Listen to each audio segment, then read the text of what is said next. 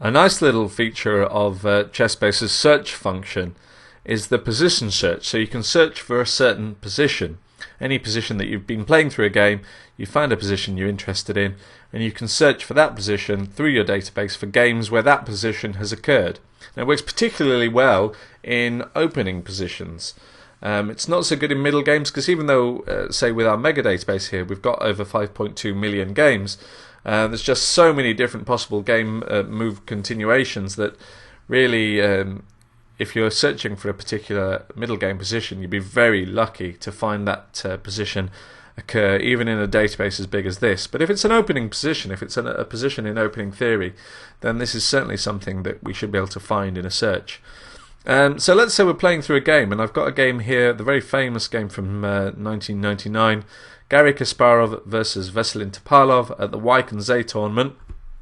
This was a win for Kasparov.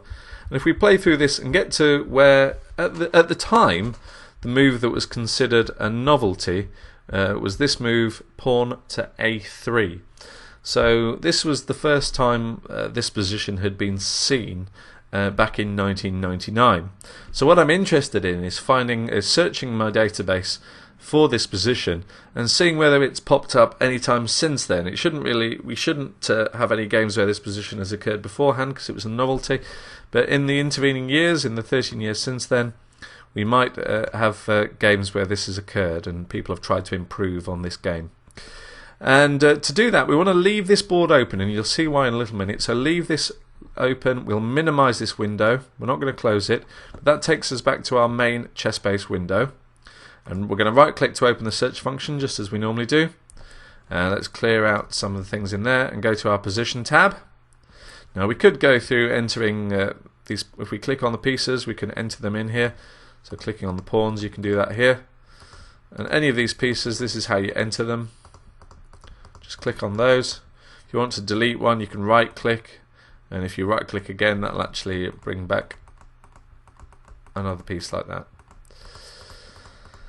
But we want to clear that, but there's a nice shortcut because this is the reason why we left the board open in the other window. We're going to hit copy board, and because we still have that board window open, even though it's minimized, because it's still open, then that position has instantly been copied here into the search window.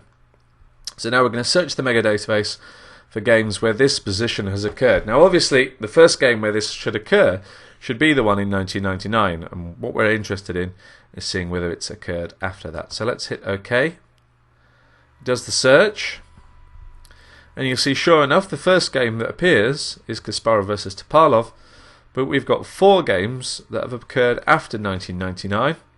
So one in 2000, 2002 and 2 in 2004 where that same position has occurred. So let's click on the first one, and you'll notice as I clicked on it, it jumped to that position. So it's jumped to the place in the notation where that position's occurred. And one of the nice things about the position search is it takes into account transpositions. So you'll notice here, in fact, actually, while I'm talking, the last move here wasn't actually a3. a3 was played a little bit earlier, so the move order has been a little bit different to the move order in the Kasparov-Topalov game. In that game, then a3 was move number 10.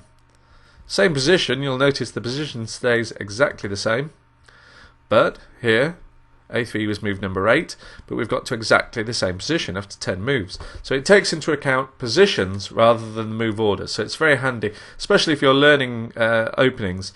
You need to know not just the main move order, but any other move orders that might get you to that position as well. So here we can see those, if we click through those games, you can see games, they all jump to that position and you can play through them. 2 draws, that one was a win for white. You can also see the rating, they're all played by good strong players. This one here is very interesting, quite like this one. I think up till very recently, the player here, the Grandmaster, I don't know how to pronounce his name, Chaparanov, it was actually one of Topalov's seconds, so certainly a position he's going to know very, very well indeed. But so that just shows you how powerful that position search is in ChessBase.